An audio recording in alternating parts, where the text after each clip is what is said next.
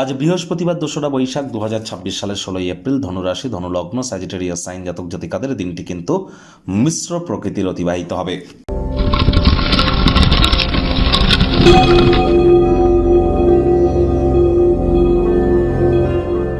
ভিডিওটির শুরুতেই স্ক্রিনে আপনারা দেখতে পাচ্ছেন গুরু প্রণাম মন্ত্র।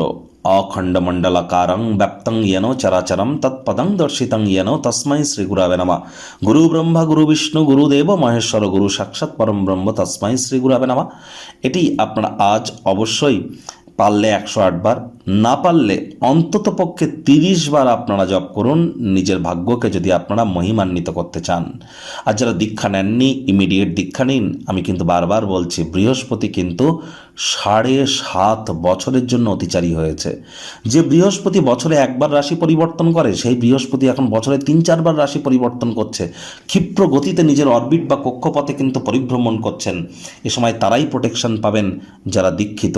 চারপাশের পরিস্থিতি নিশ্চয়ই দেখতে পাচ্ছেন। আর্থিক সংকট, সামাজিক সংকট, রাজনৈতিক সংকট, পারিবারিক সংকট, স্বাস্থ্য সংকট, মানসিক সংকট, পরিবেশের সংকট, দূষণের ক্ষেত্রে যদি দেখেন, তাহলে সকল ক্ষেত্রেই কিন্তু সংকটময় পরিস্থিতি চলছে।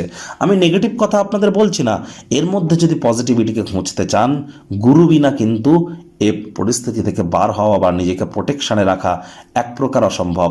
তাহলে অবশ্যই যারা দীক্ষা নেননি, ইমিডিয়েট দীক্ষা গ্রহণ করবার চেষ্টা করুন। ভাগ্যমিটার আজ আপনাদের বলছে 5.5 আউট অফ 10 ভাগ্য আপনাদের অনুকূলেই থাকবে। অর্থ এবং পরিবার, এই দুই ব্যাপারে কিন্তু আপনাদেরকে অতিরিক্ত সচেতন থাকতে হবে। সামগ্রিকভাবে স্বাস্থ্য সুন্দর থাকবে। ভ্রমণ ধকলসাধ্য কিন্তু হবে, মানসিক চাপেরও প্রমাণিত হবে। তাহলে লং ডিস্টেন্স জার্নি, দূরবর্তী যাত্রা ভ্রমণকে অ্যাভয়েড করুন।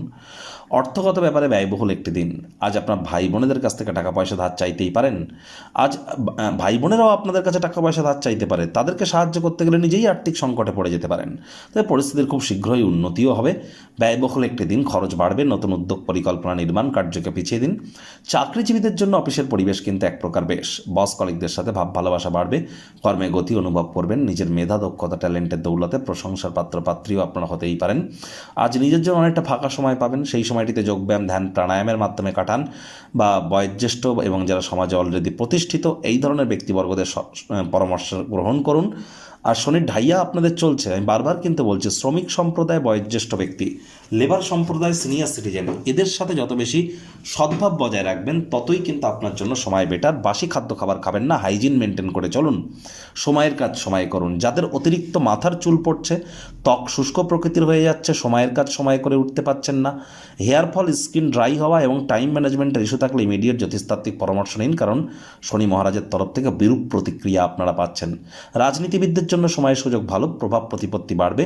শিক্ষার্থী বিদ্যার্থীরা অবশ্যই পড়াশোনায় মনোযোগ বৃদ্ধি করুন, পপুলার সাকসেস পাবেন। সন্তান সন্ততি থেকে থাকলে তাদেরকে ভালোবাসার অস্ত্রের দ্বারা উৎসাহিত করুন। হাউস ওয়াইফদের জন্য দিনটি এক প্রকার বেশ। প্রেমিক প্রেমিকা, স্বামী স্ত্রী, আজ আপনাদের কিন্তু একে অপরের সাথে চমৎকার কাটতে চলেছে দিনটি। মানসিক শান্তিও প্রাপ্তি করতে পারেন। কোনো এক প্রপোজাল আপনারা পেতে পারেন যা আপনাকে মানসিকভাবে ভারমুক্ত করবে। পরিবার পরিজনদের উপর জোর করে নিজের মতামতকে জাহির করতে যাবেন না। কাজের চাপের কারণে পরিবারের সময় দিতে না পারলে অশান্তি তো বাড়বেই। শত্রুপক্ষ, বিরোধী পক্ষ খুব একটি শক্তিশালী থাকছে না।